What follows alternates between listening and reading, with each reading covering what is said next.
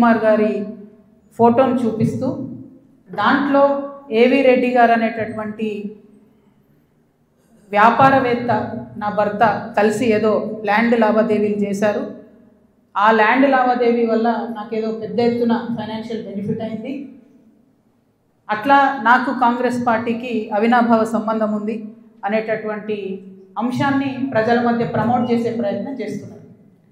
ఈ వెకిలి ప్రయత్నాలు చేస్తున్నటువంటి గుంటనక్కలందరూ కూడా నేను చెప్తా ఉన్నా, నేను ఇంకా మీ చిట్టా విప్పడం ప్రారంభించలేదు, ఓన్లీ టాస్ వేసిన అంతే. ఆ టాస్కే ఇంత భయపడితే ఎట్లా మీరు? ముంగటి ఇంకా టెస్ట్ మ్యాచ్ ఉంది, మామూలుగా అనుకుంటారే ఇది కథ. జస్ట్ టాసే, ఇప్పటికే గెలిచినాం ఆల్రెడీ మేము జాగ్రత్తలు. ఎందుకు భయపడుతున్నారు మీరు ఇంతగా? ఏమన్నాడు నా భర్త? మీరు అధికారంలో ఉన్న 10 ఏళ్ళలో ఎన్నడన్నా వచ్చి మిమ్మల్ని ఒక పని అడిగినామా మేము? ఎప్పుడన్నా ఒక ఫేవర్ అడిగినామా మిమ్మల్ని? ఒక్క విషయంలో అన్నా అవుట్ ఆఫ్ ద వే పోయి ఏ ఒక్క మంత్రితోని కానీ, కేసీఆర్ గారితో కానీ, కేటీఆర్ గారితో కానీ, హరీష్ రావు గారితో కానీ, నా భర్త కానీ, నేను కానీ ఏమన్నా ఫేవర్ తీసుకుని ఉంటే చెప్పండి, దమ్ముంటే చెప్పండి. ఊరుకుంటుంటే తమాషాలు చేస్తున్నారు. మీరు వెకిలి ప్రయత్నాలు మానుకోండి. నేను మీ మీద చేసినటువంటి ఆరోపణలకు మీకు దమ్ముంటే, సిగ్గుంటే మానుకోండి. నేను మీ మీద చేసినటువంటి ఆరోపణలకు మీకు దమ్ముంటే, సిగ్గుంటే, ప్రజాస్వామ్యంలో ప్రజల మధ్యలో ఉండాలనుకుంటే జవాబు చెప్పండి. అంతేగాని నా మీద మొరిగేటటువంటి వాళ్ళందరినీ వదిలిపెట్టి ఏది పడుతుంది మాట్లాడితే నేను చూస్తూ ఊరుకుంటాను అనుకోవద్దు. నేనేం తప్పు చేయలేదు. బీఆర్ఎస్ ఉన్నటువంటి అధికారంలో ఉన్నటువంటి 10 సంవత్సరాలలో ప్రభుత్వం నుండి నేను ₹1 కూడా లాభం పొందలేదు. మీరు చేసినటువంటి అక్రమాలన్నీ నా మీద ఆపాదిద్దామని చూసుకుంటే నేను ఊరుకునే వ్యక్తిని కాదు. నీతి నిజాయితీ నా వైపు ఉంది కాబట్టి నేను ఇలా ధైర్యంగా కుండబద్దలు కొట్టినట్టు ఎక్కడికి పోయినా మాట్లాడుతున్నా. నాకు ఎవరితో అండర్స్టాండింగ్ లేదు, ఎవరితో వ్యాపారం లేదు. నా భర్త ఎప్పుడైతే టీఆర్ఎస్ అధికారంలోకి వచ్చిందో నేను నా భర్త ఒకటే విషయం అనుకున్నాం. అమెరికా నుండి 2004లో మేము వస్తే నేను ఉద్యమంలో ఉన్నా, ఆయన వ్యాపారంలో ఉన్నాడు. ఇల్లు గడవాలి కదా, మీ లెక్క మంది మీద వాడు దోసుకోలే. నేను ఎప్పుడు మీ లెక్క నేను ఎవరిని వాడి వసూలు చేసుకొని ఉద్యమాలు నడపలేను. సమయం సందర్భం వచ్చినప్పుడు నా నగలు కుదబెట్టి బతుకమ్మ చేసిన నేను. అందుకే ఇంత పౌరుషం నాకు. ఉద్యమంలో మీరు ఎవరెవరి దగ్గర దోసుకున్నారు, ఏ స్టూడియోల దగ్గర పోయి ధర్నాలు చేసి వాళ్ళతో కాంప్రమైజ్ అయిండు, అన్నీ తెలుసు సంగతులు. చెప్పలేదు, ఎందుకంటే సిగ్గుపోతుంది తెలంగాణ వాళ్ళదని. నవ్వేటోళ్ళ ముందట జారిపడొద్దు అన్నారు కాబట్టి చెప్పలేదు. మీరు ఊరికే తమాషాలు చేసి నాతో పెట్టుకుంటే మాత్రం మామూలు చిట్టా లేదు నా దగ్గర. ఇవాళ నేను ఫస్ట్ టీ న్యూస్కి లీగల్ నోటీస్ పంపిస్తా ఉన్నా. నా భర్త పేరు పెట్టి కృష్ణారావు అనేటటువంటి ఎమ్మెల్యే గారు ఏదైతే ప్రెస్ మీట్ పెట్టినరో, మీరేమన్నా ఆల్తు ఫాల్తు social media channel T news అంటే? శాటిలైట్ ఛానల్, మీరు ఒక పార్టీని రిప్రజెంట్ చేసే ఛానల్, కనీసం వెరిఫై చేసుకోరా? ఏది పడితే అది వేసేసుడేనా? వేరే వాళ్ళది వేస్తే వాళ్ళు ఊరుకున్నారేమో, నేను ఊరుకునేదాన్ని కాదు, ముందే చెప్తున్నాను. టీ న్యూస్కి లీగల్ నోటీస్ ఇస్తున్నాం. 1 వీక్లో పబ్లిక్ అపాలజీ చెప్పాలి బిడ్డ, పబ్లిక్ అపాలజీ. కోర్టుకి ఈడుస్తాం ఏమనుకుంటున్నారు. తర్వాత ఏలేటి మహేశ్వర్ రెడ్డి గారు, వీరికి కూడా నోటీస్ ఇస్తున్నాం, లీగల్ నోటీసు. 1 వీక్లో మీరు కూడా తప్పుడు సమాచారాన్ని ప్రజలకు ఇచ్చినందుకు, నా భర్త గారికి నా యొక్క పరపతిని దెబ్బతీసే ప్రయత్నం చేసినందుకు నాకు పబ్లిక్ అపాలజీ చెప్పాలని మహేశ్వర్ రెడ్డి గారిని డిమాండ్ చేస్తూ ఉన్నాను. అట్లానే మాధవర్ కృష్ణారావు గారిని మీరు కూడా 1 వీక్ లోపల అపాలజీ చెప్పాలి, లేకపోతే కోర్టుకి ఈడుస్తాం, కోర్టు నుండి క్షమాపణ చెప్పిస్తాం. ఇది నాకు సంబంధం లేని వ్యక్తులు. నేను జాగృతి జనంబాట కార్యక్రమంలో పోతా ఉంటే సడన్గా సోషల్ మీడియాలో ప్రచారం ప్రారంభమవుతుంది. వెంటనే ఏలేటి మహేశ్వర్ రెడ్డి గారు బీజేపీ ఫ్లోర్ లీడర్, ఆయనకి ఏం పనో నాకు అర్థం కాదు, ఆయనకు నాతోనేముందో అర్థం కాదు, నన్నంటే పొలిటికల్గా ఆయనకి ఏం లాభం వస్తుందో నాకు అర్థం కాదు. ఆయన బయటకు వచ్చి సీరియస్గా ప్రెస్ మీట్ పెట్టిండు. ఓకే, ఏం పెడతాడు ప్రెస్ మీటు? ఒక ఫోటో ఉన్న కాపీ తీసుకొని నా భర్తది, దాంట్లో ఏవి రెడ్డి గారి పేరు ఉంది, అది చూపించుకుంటే ఇగో వీళ్ళకి వ్యాపారాలు ఉన్నాయని చెప్తుంటాడు. అసలు ఆయనకి ఏం సంబంధం? అది ఉన్న పొలిటికల్ ఇష్యూవా? ఎందుకు మాట్లాడిండు? ఓకే, అంటే దీని వెనుక ఉన్న స్ట్రాటజీ చేసేసి తెలంగాణ ప్రజలు అర్థం చేసుకోవాలి. హరీష్ రావు గారు, బీఆర్ఎస్ పార్టీ ఏదైతే నా మీద దుష్ప్రచారం చేయాలనుకుంటున్నారో అది ఏలేటి మహేశ్వర్ రెడ్డి గారి నోటి నుండి వస్తుంది, బీఆర్ఎస్ పేడ్ సోషల్ మీడియా నోటి నుండి వస్తుంది, ఆ తర్వాత కృష్ణారావు గారు లాంటి ఎమ్మెల్యేల నోటి నుండి వస్తుంది. అంటే వీళ్ళందరూ ఒక స్ట్రాటజికల్గా ఏంటంటే ఆడపిల్ల బయట తిరుగుతుంది, ఈమెకు అన్ని విషయాలు అర్థమవుతున్నాయి, ప్రజలు వచ్చి చెప్పుకుంటున్నారు, బాధితులు వచ్చి చెప్పుకుంటున్నారు, ఈమె ఇంకా చెప్తే భయం అవుతుంది, మాకు ఇబ్బంది అవుతుంది అని చెప్తున్నారు. నేను మీలాగా పారిపోయే పిరికిపందని కాదు. మీరు ఏదైతే నా భర్త ఫోటో చూపించి మాట్లాడుతున్నారో ఆ ల్యాండ్కి సంబంధించి ప్రతి ఒక్క విషయాన్ని ఇవాళ నేను తీసుకొని వచ్చిన. ఇవాళ నేను ఎట్లా ట్రాన్స్పరెంట్గా క్లారిటీ ఇస్తున్నానో నేను చేసే ఆరోపణల మీద మీరు కూడా అట్లనే క్లారిటీ ఇవ్వాలని చెప్పి నేను డిమాండ్ చేస్తూ ఉన్నాను.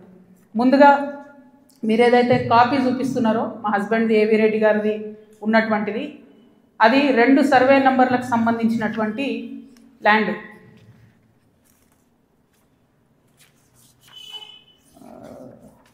బ్రీఫ్ రవీంద్రబాబు ఇది అదేంటంటే 2010/2 2010/3 అనేటటువంటి భూమి. దీనికి 1975 నుండి కూడా ఈ భూమికి కంప్లీట్గా పట్టాలు ఉన్నాయి, దానికి పాస్బుక్లు ఉన్నాయి, కంప్లీట్గా ఇది ప్రైవేట్ ల్యాండ్. ఈ ప్రైవేట్ ల్యాండ్లో 4 వ్యక్తులు, 4 కొడుకులు, వాళ్ళకి మనిషి 4 ఎకరాలు వచ్చినాయి. ఈ మనిషి 4 ఎకరాలు వచ్చినటువంటి ఈ భూమిని అక్కడ ఒక కంపెనీ ఉంది, టేకంషా అనే కంపెనీ. ఆ టేకంషా అనే కంపెనీకి 37 ఎకరాలు ప్రభుత్వము అమ్మింది ల్యాండ్ ఒకప్పుడు. వాడేం చేసిండు, ఆ అమ్మిన ల్యాండ్తో పాటు ఈ ప్రైవేట్ వాళ్ళ భూమి కూడా లోపలేసుకొని కాంపౌండ్ వాళ్ళు పెట్టుకున్నాడు. ఈ ప్రైవేట్ వాళ్ళంతా కాంపౌండ్ వాళ్ళకి పోయింది కాబట్టి వాళ్ళంతా ఈ రియల్ ఎస్టేట్ వ్యాపారంలో ఉన్నటువంటి మా హస్బెండ్ ఇంకా కొంతమంది దగ్గరకు వచ్చారు. ఈ 16 ఎకరాల భూమికి దాదాపు ఒక 20 మంది ఆ భూమిలో ఉన్నారు. అందులో మా భర్త కంపెనీ కూడా ఒకటి. ఇది మొత్తం ప్రైవేట్ ల్యాండ్ మాది, నువ్వెట్లా కాంపౌండ్ లోపల పెట్టుకుంటావు అని చెప్పి ఒక 9 ఏళ్ళు నడిచినట్టుంది ఈ డిస్ప్యూట్ నాకు తెలిసి. ఇది మా ల్యాండ్ అని వీళ్ళు, కాదని వాళ్ళు. ఫైనల్గా 2019లో లోక్ అదాలత్లో, ఇగో ఇది బీఆర్ఎస్ గవర్నమెంట్ ఇచ్చిన పాస్బుక్, అది ప్రైవేట్ ల్యాండ్ అని చెప్పి ఫైనల్గా లోక్ అదాలత్లో 2019లో ఈ టేకంషా అనే కంపెనీ ఈ 16 ఎకరాలు ప్రైవేట్ పట్ట వీళ్ళందరూ కూడా కాంప్రమైజ్ అయింది. 2019లో ఎప్పుడైతే కాంప్రమైజ్ అయినరో ఆనాడే ఆ ల్యాండ్తో నాకు కానీ నా భర్తకు కానీ ఏం సంబంధం లేదు. ఆ పట్టేదారుల తరఫున ఉండి కొట్లాడినటువంటి మా భర్త గారు, వాళ్ళ ఫ్రెండ్స్, వాళ్ళ కంపెనీ అందరు కూడా ల్యాండ్ అమ్మేసి బయటకు వచ్చేసి. ఎప్పుడు? 2019. 2019లో మా హస్బెండ్ బయటకు వచ్చేసిన తర్వాత 2022లో ఫస్ట్ పర్మిషన్, బీఆర్ఎస్ గవర్నమెంట్లో ఫస్ట్ పర్మిషన్ ఇచ్చింది కన్స్ట్రక్షన్కి, 12 ఎకరాల ల్యాండ్కి కన్స్ట్రక్షన్. మరి పట్టా భూమి అయితే ఎందుకు ఇచ్చారు పర్మిషన్? మరి గవర్నమెంట్ భూమి అయితే ఎందుకు ఇచ్చారు పర్మిషన్? 19లోనే మా హస్బెండ్ ఎగ్జిట్ అయిపోయింది అక్కడితో. 22లో పర్మిషన్ వచ్చింది ఆ ల్యాండ్కి. మరి ప్రభుత్వ భూమి అయితే ఎట్లా ఇచ్చారు పర్మిషన్? సంతకం పెట్టింది ఎవరు? కేటీ రామారావు గారు. అంటే ఇప్పుడు మాధవరం కృష్ణారావు గారు ఏమంటుండు? కేటీ రామారావు గారు సంతకం పెట్టిండు అంటున్నా. కేటీ రామారావు గారు సంతకం తప్పంటుండా? ప్రభుత్వ భూమిని కేటీఆర్ గారు సంతకం పెట్టి ఇచ్చిండు అంటురా? ఏమంటుండ్రు? ఆ విషయం ప్రజలకు చెప్పాలి ఫస్ట్. ఇప్పుడు నేను ఆరోపణ చేస్తాను ఏంది, ఎలక్షన్కి పోయే ముందు అక్టోబర్ 7, 2023 అందరం ఎలక్షన్ దాంట్లో ఉన్నాం. ఎలక్షన్ జోన్లో ఏదైతే ల్యాండ్తో 2019లో మా భర్తకు సంబంధం లేకుండా పోయిందో 2023 అక్టోబర్లో బీఆర్ఎస్ ప్రభుత్వం కేటీఆర్ గారి మినిస్ట్రీ నుంచి 5 ఎకరాలకు చేంజ్ ఆఫ్ ల్యాండ్ యూజ్ ఇచ్చింది. అంటే ఇండస్ట్రియల్ భూమిని రెసిడెన్షియల్ భూమి కింద మార్చుకోవచ్చు అని చెప్పింది. మరి ఇది ఎట్లా వచ్చింది? ఏంది ఇది? ఎందుకు ఇచ్చారు ఎలక్షన్ కన్నా 2 రోజుల ముందు? ఏం లావాదేవీలు జరిగినాయి? దీంట్లో కృష్ణారావు గారి పాత్ర ఏంది? ఈ వ్యాపారం చేసే వ్యక్తి మీ సుట్టమట కదా, ఆయన పేరు నేను ఎందుకు చెప్తా బయట, కానీ మీ సుట్టమట కదా. మరి మీరు చేయించుకురా దగ్గరుండి? ఏంది ఇది? దీనికి నాకు సమాధానం చెప్పాలి. కేటీఆర్ గారు చెప్తారా, బీఆర్ఎస్ పార్టీ చెప్తుందా, కృష్ణారావు గారు చెప్తారా? దీనికి సమాధానం చెప్పాలి. ఎట్లా ఇస్తారు చేంజ్ ఆఫ్ ల్యాండ్ యూజ్? ఈ ల్యాండ్తో మాకు సంబంధమే లేదు. 5 ఎకరాలకు బీఆర్ఎస్ గవర్నమెంట్లో చేంజ్ ఆఫ్ ల్యాండ్ యూజ్ వస్తుంది. నిన్నగాక మొన్న 6 ఎకరాలకు కాంగ్రెస్ గవర్నమెంట్ కూడా అదే ల్యాండ్లో చేంజ్ ఆఫ్ ల్యాండ్ యూజ్ ఇచ్చింది. అంటే బీఆర్ఎస్ వాళ్ళు సపోర్ట్ చేసిన వ్యాపారవేత్తల్ని యాజ్ ఇట్ ఈస్గా కాంగ్రెస్ వాళ్ళు కూడా సపోర్ట్ చేస్తున్నారు. ఏంది ఇది? మరి ఎవరికి అండర్స్టాండింగ్ ఉంది? నాకుందా అండర్స్టాండింగ్? మీకుందా? మీ గుంపులు ఉన్న మనుషులది ఇగో ఇదే ఏవి రెడ్డి గారితో నవనామి వెంచర్స్, ఇదే ఏవిరెడ్డి గారితో పోచంపల్లి శ్రీనివాస్ రెడ్డి అనేట ఆయన పార్ట్నరు. ఈయన ఎవరు దోస్తు, ఎవరు బినామీ? పొద్దుగాలు లేస్తే రామన్నతోనే ఉంటాడు, కేటీఆర్ గారితోనే ఉంటాడు ఈయన. ఎవరైనా మరి మీకున్నాయా సంబంధాలు? నాకున్నాయా? పందెం కోడ్ల కేసు ఉండే శ్రీనివాస్ రెడ్డి అనేట ఆయన మీద, ఏమైనా చేసిండ్రా? ఆయన ఫామ్ హౌస్లో పందెం కోడ్లు ఆడించారని అరెస్ట్ అన్నారు, పోలీసులు అన్నారు, ఏదో అన్నారు, చేసిండ్రా? ఎందుకు చేయలేదు మరి? అంటే ఎవరిని కాపాడుతున్నారు? ఎవరికి బంధుత్వాలు ఉన్నాయి? ఏదో ఆడపిల్లను ఊరుకుంటా మీరు తమాషా చేస్తా అనుకుంటారేమో, తోలు తీస్తే ఒక్కొక్కరిది పట్టుకొని చెప్తున్నాను. ఇప్పుడు కృష్ణారావు సంగతి చెప్తున్నా, పాపం చిన్నోడు యాక్చువల్లీ. ఈయన ఎన్నుకుండి ఎవరు ఆడిస్తున్నారు, ఆ గుంటనక్క సంగతి కూడా చెప్తా తర్వాత. కానీ కృష్ణారావు గారు నా మీద మాట్లాడంగానే ఇగో ఇంతమంది, ఇది కూడా పట్టుకోండి కాగితం పైకి, అది పట్టుకోండి ఒకసారి, అది చూపి. ఇంతమంది బాధితులు, వాళ్ళంతా ఫోన్లు చేసి ఎకరాలు ఇన్ని ఉన్నాయి అక్క, దయచేసి మాట్లాడండి అక్క, నిన్నటి నుంచి ఫోన్. ఓ దగ్గర 16 ఎకరాలు, ఓ దగ్గర 400 ఎకరాలు, CS 14 ల్యాండ్స్, మామూలుగా లేదు. ఒక దగ్గర ఎంత ఘోరం అంటే ఆఖరికి హైడ్రా కూడా పోయి పూలగొట్టింది. ఇక ఇంకొకటి క్లియర్గా చెప్తా పట్టు, ప్రణవ్ ప్రణీత్ కన్స్ట్రక్షన్ ఒకటి ఉంది. ఎంత ఘోరం అంటే ఇది, ఇంట్లో కృష్ణారావు గారి అబ్బాయి, నాకు అబ్బాయి పేరు చెప్పడం ఇష్టం లేదు ఎందుకంటే ఆయన పాలిటిక్స్లో లేడు కాబట్టి, కృష్ణారావు గారి కొడుకు ఆయన డైరెక్టర్గా ఉన్నప్పుడు ఈ 70 ఎకరాల వెంచర్, పెద్ద వెంచర్, 70 ఎకరాలు మీకు కనబడుతుంటుంది. మొత్తం విల్లాలు కట్టిరు, ఇది పట్టుకోదు, మొత్తం విల్లాలు కట్టిరు, అన్ని A to Z విల్లాలు కట్టిరు. ఇలా ఎన్ని అలిగేషన్స్ ఉన్నాయంటే, ఇక్కడ నేను ఎల్లో మార్క్ చేసిన రోడ్ మొత్తం గవర్నమెంట్ రోడ్, అది కబ్జా, అది లోపలనే ఉంటుంది, దాని చుట్టూ కాంపౌండ్ వాళ్ళు. ఇక్కడ అసైన్ ల్యాండ్స్ ఉన్నాయి, అది కబ్జా. ఈ మధ్యలో చెరువు ఉంది, ఈ చెరువు 10 ఎకరాలు ఉంది అని చెప్పి, 10 ఎకరాల చెరువు ఇది అని చెప్పి ప్రభుత్వం సర్టిఫికేట్ ఇచ్చింది. 2021లో ఇది అఫీషియల్గా రెరాకి ఇచ్చిన డాక్యుమెంట్. నేను మీలాగా ఆగమాగం ఎడ్డెడ్డి మాట్లాడా, దొంగ డాక్యుమెంట్లు చూసి అసలే మాట్లాడా. 2021లో మీ కంపెనీ నుండి మీరు రెరాకి ఇచ్చిన దాంట్లో మా వెంచర్ మధ్యలో ఉన్నటువంటి చెరువు 10 ఎకరాలని మీరు చెప్పారు. అయిపోయిందా? అదే మళ్ళీ 2021లో 2024 వచ్చే వరకు ఏమవుతుందంటే ఆ చెరువు 6 ఎకరాలకు వస్తుంది. అంటే 4 ఎకరాలు ఎవరు మింగిన మధ్యలో, ఇది 6 ఎకరాలని మళ్ళీ అఫీషియల్గా ఇరిగేషన్ డిపార్ట్మెంట్ ఇచ్చింది. ఇప్పుడు ఇంకా ఘోరం ఏంటంటే, ఈ మొత్తం 71 ఎకరాల ఈ సామ్రాజ్యంలో చుట్టూ కాంపౌండ్ వాల్ కట్టింది. అంటే ఈ చెరువు యాక్సెస్ ఓన్లీ ఆ విల్లా వాళ్ళకు ఉంటుంది. యాక్చువల్లీ అది ఊరిది చెరువు, అంటే మీ అయ్యా జాగిరా, చెరువు లోపలేసుకొని చుట్టూ కాంపౌండ్ వాల్ పట్టుకుంటే ఆ ఊరోళ్ళు వాడుకోవద్దా చెరువును? హైడ్రాకి దమ్ముంటే రేవంత్ రెడ్డి గారికి కానీ గవర్నమెంట్లో ఉన్న వ్యక్తులకి ఈ వెంచర్తో సంబంధం లేకపోతే యాక్సెస్ ఓపెన్ చేయండి, దానికి ఓపెన్ చేయండి. చెరువు మధ్యలో ఉంటుంది, చుట్టూ విల్లా, ఎక్కడికక్కడ KGF సామ్రాజ్యాలు.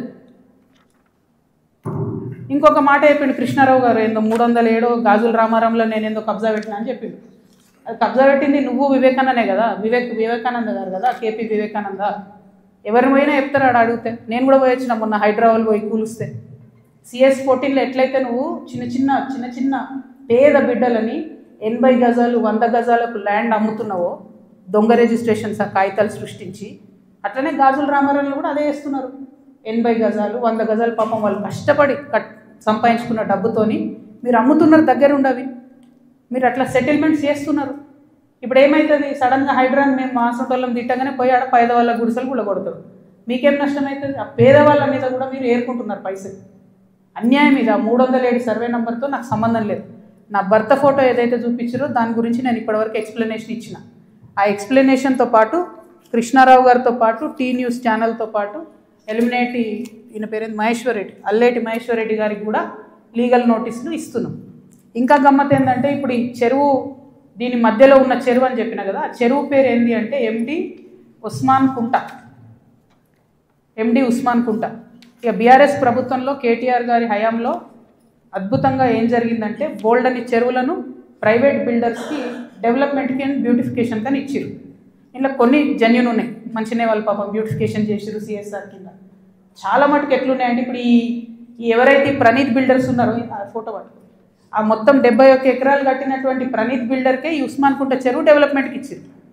ఇస్తే ఆయన ఏం చేసిండు, దాన్ని డెవలప్ చేసి ఊరోళ్ళకి ఇవ్వకుండా డెవలప్ చేసి అందులో 4 ఎకరాలు మింగి ఆ 4 ఎకరాలలో 8 విల్లాలు కట్టి చుట్టూ కాంపౌండ్ వాల్ పెట్టి జనంకి అవకాశం లేకుండా చేసారు.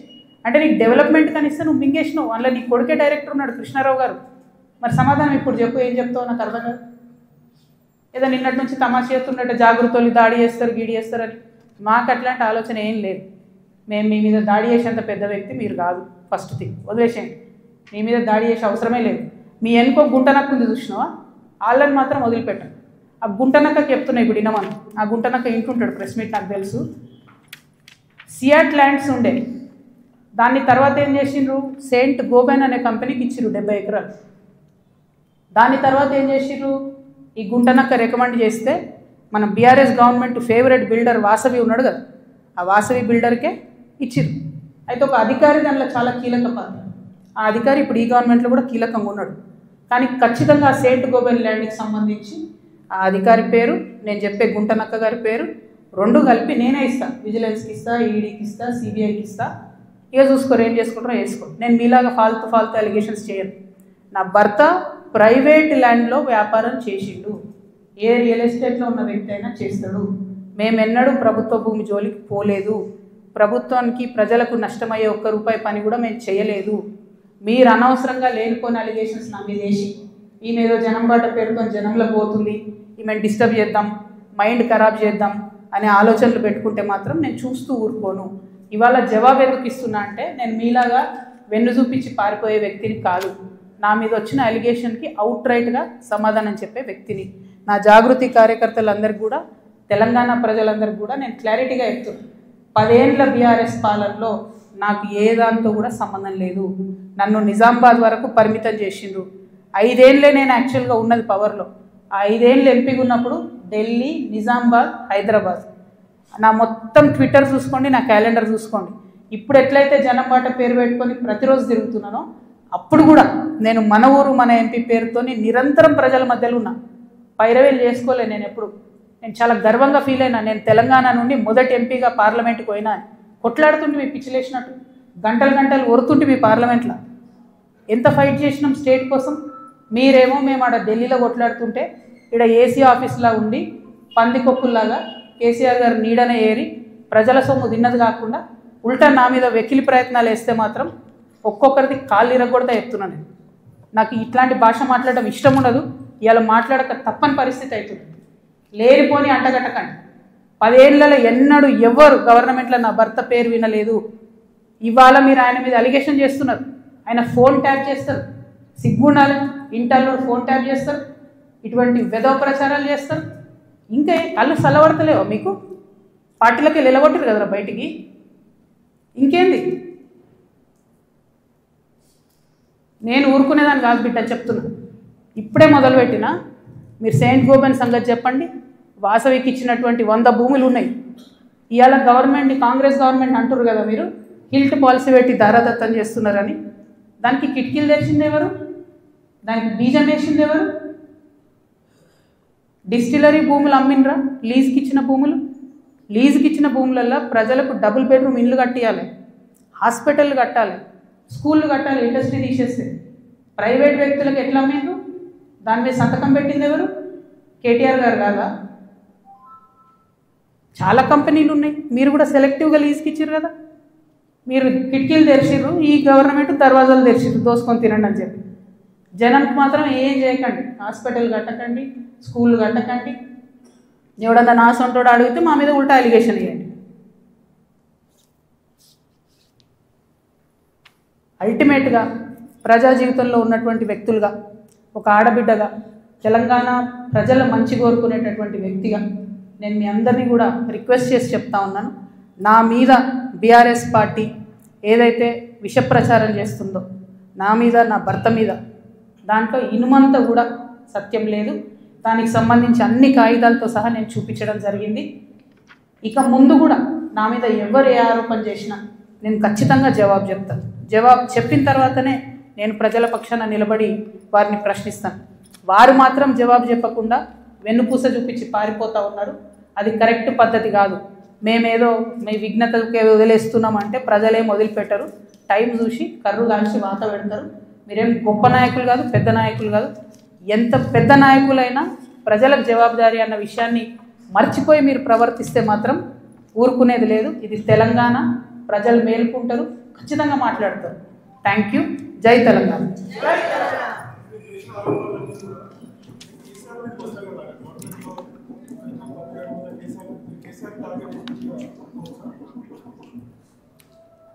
చూడు బ్రదర్, చాలా మిస్టేక్స్ జరిగినాయి బీఆర్ఎస్ గవర్నమెంట్లో.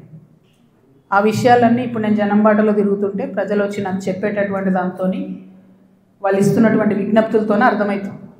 నేను మళ్ళీ చెప్తున్నా, ఎంత పెద్ద నాయకుడైనా ప్రజలకే జవాబుదారి. 100కి 100% ప్రభుత్వం నుండి లీజుకి ఇచ్చినటువంటి ఇండస్ట్రియల్ ల్యాండ్స్ సెలెక్టివ్గా వ్యాపారవేత్తల కోసం బీఆర్ఎస్ గవర్నమెంట్లో సంతకాలు పెట్టి మరి ఆనాడే ప్రైవేట్ వ్యక్తులకు దారాదత్తం చేశారు. ఆ సంతకాలు పెట్టింది ఎవరు, పెట్టించడం వెనుకుందెవరు, అది time has to decide. Congress government ఏంది, చాలా ఆరోపణలు చేస్తున్నారు. రేవంత్ రెడ్డి గారు అయితే చాలా ఏమంటారు, రేపు పొద్దుగాలనే నేను వీళ్ళందరినీ జైలు వేస్తా అన్నట్టు ఏదో బీఆర్ఎస్ అంతా అవినీతిమయమని చిత్రీకరించి వచ్చారు. ఆయన ఎక్కడ ఏం చేయట్లేదు. ఎందుకు చేయట్లేదు? బీఆర్ఎస్ వాళ్ళు వేసినటువంటి దొంగదారులను కాంగ్రెస్ రహదారులుగా మారుస్తున్నారు. వాళ్ళు ఎవరైతే ప్రైవేట్ వ్యక్తులకు ఇచ్చిరో మళ్ళీ అదే కంపెనీలతో వీళ్ళు అండర్స్టాండింగ్ పెట్టుకుంటారు, వాళ్ళతో మాట్లాడతారు. అంటే రేవంత్ రెడ్డి గారి పరిస్థితి ఇప్పుడు ఎట్లుందంటే, అప్పుడే కప్పం తిన్న పాము ఎట్లుంటుంది, కడుపు నిండింది, నేను సీఎం అయినా, అవినీతి అయితే నాకేంది, రాష్ట్రం ఎటు పోతే నాకేంది, వాగ్దానాలు ఎటు పోతే నాకేంది అని చెప్పి ఆయన సైలెంట్గా ఉన్నాడు. ఆయనకి ఈ బీఆర్ఎస్ పార్టీలో జరిగినటువంటి వ్యాపార లావాదేవీలకి అవుట్ రైట్గా సంబంధం ఉంది కాబట్టి వాళ్ళు సైలెంట్గా ఉన్నారు. So let time decide. ఎప్పుడన్నా ఎవరైనా ఎంక్వైరీ చేస్తే డిసైడ్ అయితే చూద్దాం. ఏమీ కాకపోతే నాకెప్పుడో ఒకసారి టైం వస్తుంది కదా, దేవుడు దయ ఉంటే నేను ముఖ్యమంత్రి అయితే కదా ఒకనాడు. ఆనాడు మాత్రం 2014 నుండి 2014 తెలంగాణ వచ్చినప్పటి నుండి ఇప్పటి వరకు అన్ని అన్యాయాల మీద నేను మాత్రం ఆరాధిస్తాను. ఎందుకంటే ఎవరు వచ్చి బయటకు వచ్చి మాట్లాడినా వాళ్ళని దబాయించాలి, వాళ్ళ మీద ఒక కేసు వేయాలి, వారిని ఏదో అనాలి, బురద జల్లాలి అని అంటే కుదరదు. నేను అట్లా ఊరుకునే వ్యక్తిని కాదు. నేను తప్పు చేస్తే నేను క్షమాపణ అడుగుతాను. నేను కోరిన క్షమాపణ జనం బాటలో ముందుకెళ్ళినప్పుడు. ఎందుకు కోరిన క్షమాపణ? నేను అదే గవర్నమెంట్లో ఉండి అమరవీరుల కుటుంబాల కోసం గట్టి కొట్లాడాల్సిందే అని నాకు మనసుకు అనిపించింది కాబట్టి నేను క్షమాపణ అడిగిన. ఉద్యమకారులను కేవలం నా ప్రాంతంలో చూసుకున్నా కానీ వేరే దగ్గర చూసుకోలేకపోయినా అనే ఉద్దేశంతో క్షమాపణ కోరిన. నేను అట్లే చెప్తున్నా, నేను తప్పు చేస్తే ప్రజలకే చెప్తారేం తప్పు చేసినారా భయ్ సారీ అని. నేను తప్పు చేయలే, అందుకే ధైర్యంగా చెప్తాను నేను తప్పు చేయలే. అయినా సరే నా మీద ఏదో బుర్ర జల్లాలి అంటే ఊరుకోను. భగవంతుడు నాకు అవకాశం ఇచ్చినప్పుడు మాత్రం అన్ని బండారాలు కూడా బయటికి తీస్తాను. నేనేడో టార్గెట్ చేసిన భయ్. ఇప్పుడు నేను నిన్ను కొడితే నువ్వు నన్ను కొట్టవా చెప్పు. వాళ్ళు నన్ను టార్గెట్ చేస్తే నేనేం చేయాలి మరి? నేను ఊరుకోవాలన్నా? నేనైతే గాంధీ తాతను కాదు, నేను అస్సలే మంచిదని కాదు నేను చెప్తున్నాను. నేను కేసీఆర్ గారు అంతా ఓపిక నాకు లేదు, అస్సలే మంచిదని కాదు. నేను ఊరుకోను. నన్ను కొడితే 2 కొడతా ఉల్టా. ఎందుకంటే నాకు తప్పు లేకుండా కొడుతున్నారు, నాకు తప్పు లేకుండా మాట్లాడుతున్నారు. అది కరెక్ట్ కాదు కదా. ఏం రోగం చెప్పు? నేను ఏమంటున్నా? నేను జనంలో పోతున్నా, పిచ్చి లేచినట్టు పొద్దు నుండి రాత్రి వరకు ఎందుకు తిరుగుతున్నా నేను? ఐ వాంట్ టు అండర్స్టాండ్ ఏం జరిగింది. 10 ఏళ్ళు బీఆర్ఎస్లో, 2 ఏళ్ళు కాంగ్రెస్లో ఏం జరగలే. నిన్న పోయినాం, ఆ నల్ల నీళ్ళు అది ఎంత బాధ అనిపించింది చూస్తే. ట్యాప్లో డ్రైనేజ్ వాటర్ వస్తాయని ఇప్పటికి కూడా హైదరాబాద్ మహానగరంలో ఇంకా అంత అందమైన నగరానికి కేటీఆర్ గారు నేను ఇట్లా చేసినా అని, ఇప్పుడు రేవంత్ రెడ్డి గారు గ్లోబల్ సమ్మిట్ పెట్టి నేను ఇట్లా చేసినా అని ఏం లాభం చెప్పు? ఆడబిడ్డలకు ఒక డెలివరీ హాస్పిటల్ ఉండదు, నల్లలో మోరు నీళ్ళు వస్తాయి, ఇదో మహానగరం, దీనికి సంతోషపడాలి. ఎవరొకరు అడగాలి కదా. అడిగితే కేసులు, అడిగితే లొల్లి, ఇంతే. ఏం భయపడేదాన్ని కాదు నేను. ముందుకే పోతా, వెనుకకైతే పోయేది లేదు. వస్తుంత లొల్లెందుకుంటుండేనే, వస్తుంత లొల్లెందుకుంటుండే? 5 ఏళ్ళు నన్ను ఓడగొట్టి ఇంట్లోనే కూర్చోబెట్టిరు కదా. వద్దంటే బలవంతంగా ఎమ్మెల్సీ ఇచ్చిర్రు. నేను అప్పటి కూడా అడిగిన, నాకు ఎంపీ క్యాండిడేట్గా నన్ను డిక్లేర్ చేయండి, నేను ప్రజల మధ్యలో ఎక్కడైతే ఓడిపోయినా అక్కడే ప్రజల ప్రేమను గెలుచుకుంటా అని చెప్పిన. అవకాశం ఇవ్వలే నాకు, తిరగనీయలే. మా కాన్స్టిట్యున్సీలో కూడా ప్రతి ఎమ్మెల్యేను ఎవరో ఒకరు మేనేజ్ చేసుడు, వాళ్ళు నాకు ఎక్కడికక్కడ కాళ్ళల్లో కట్టెలు పెట్టుడు, కాన్స్టిట్యున్సీ నుంచి ఎవరైనా వచ్చి కలిస్తే బెదిరించుడు. నువ్వు ఎట్లా కలుస్తావు? అక్కతో నీకేం పని? కేసీఆర్ గారికి తెలియకుండానే తప్పులు జరిగాయి అప్పుడు. ఎందుకంటే అప్పుడు ఉండే గొడవలు కూడా చెవులు ఉన్నాయి, అన్నీ తెలుస్తాయని మీరు ఏమనుకుంటారు? కేసీఆర్ గారికి తప్పులు అన్నీ తెలియవా? నేనేమంటున్నా బ్రదర్, కేసీఆర్ గారికి తెలుసా తెలియదా కేసీఆర్ గారు చెప్పాలి. ఇప్పుడు వీళ్ళందరూ ఏంటంటే మేమందరం చాలా పెద్దవాళ్ళము, కవిత మా మీద ఆరోపణలు చేస్తే కూడా మేము రిప్లై అయిపోయినా ప్రజలు చూస్తలేరు అనుకుంటారు. విఘ్నత అని హరీష్ రావు గారు అట్లే అంటారు. కేటీఆర్ గారు ఆయన ఎప్పుడు చెప్తాడో నాకు తెలియదు, నాకు సంబంధం లేదు. నేను కంపెనీ పేర్లతో సహా చెప్తా. ఎవరెవరి కంపెనీలకు లీజ్ ల్యాండ్స్కి అవుట్ రైట్గా చేంజ్ ఆఫ్ ల్యాండ్ యూజ్ చేసి కన్వర్షన్ చేసి ఎవరికి ఇచ్చినో నేను చెప్తాను. సంతకాలు ఎవరు పెట్టిరా లేదా వాళ్ళు చెప్పాలి ప్రజలకు. చెప్తే షూర్ సంతోషం. ట్రాన్స్పరెన్సీ కదా ప్రజలు కోరుకునేది.